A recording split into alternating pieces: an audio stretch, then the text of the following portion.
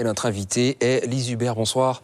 Vous êtes enseignante à l'école Edmar Malacarné. Vous représentez l'équipe pédagogique qui porte ce projet éco-olympique. Je le disais, donc ce sera du 13 au 27 septembre. Paris 2024, une première réaction ?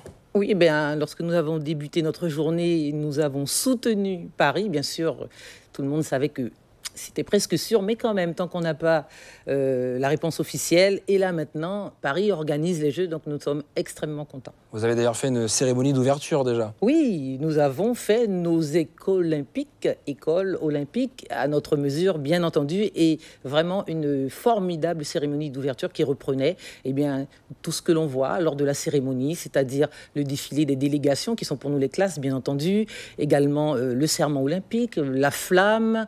Nous avons chanté la Marseillaise avec beaucoup de sérieux et avec des musiciens qui ont joué la Marseillaise. C'était vraiment une très très belle cérémonie d'ouverture. Alors en quoi les valeurs olympiques peuvent aider un enfant dans sa scolarité ?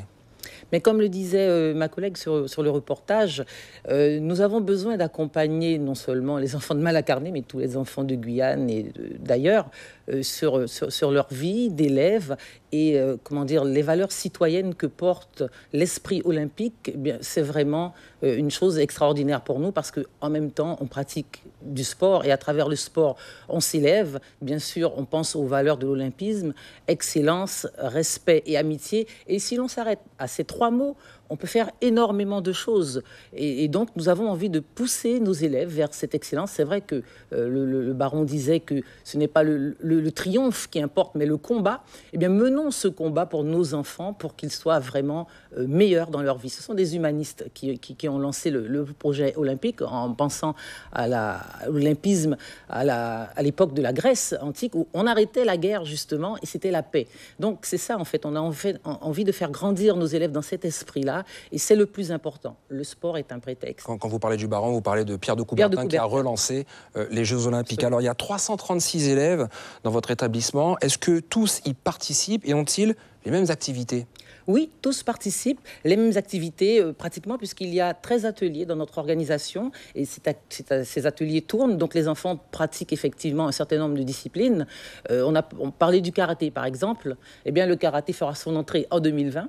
À Tokyo, donc nous avons un petit peu d'avance là-dessus, et il y a d'autres disciplines comme le hockey, donc c'était l'occasion aussi de faire découvrir de nouvelles disciplines à nos élèves qui n'ont pas forcément l'habitude de pratiquer au quotidien. Les courses, bien entendu, les lancers, les sauts, ça c'est le classique des Jeux Olympiques, on n'y échappe pas, et en tout cas l'idée c'est d'avoir du plaisir, l'idée c'est d'apprendre la défaite, d'apprendre à partager un moment, et tout ça s'est passé très très bien ce matin et va se poursuivre. Alors comment le CROSGI, le comité régional olympique et sportif de Guyane, vous accompagne sur cette opération ?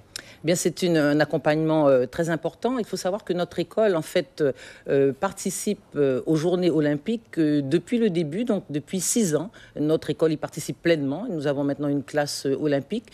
Donc, forcément, ce projet, il était important pour nous de faire appel au CROSGI, qui nous a fourni beaucoup de documents pédagogiques, également des affiches, puisque nous avons une expo olympique.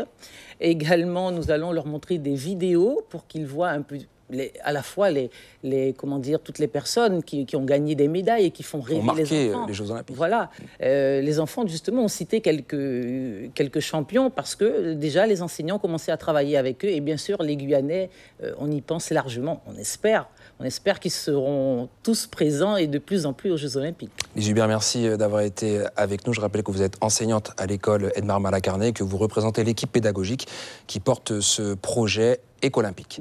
Merci beaucoup au nom de l'école et de tous les élèves.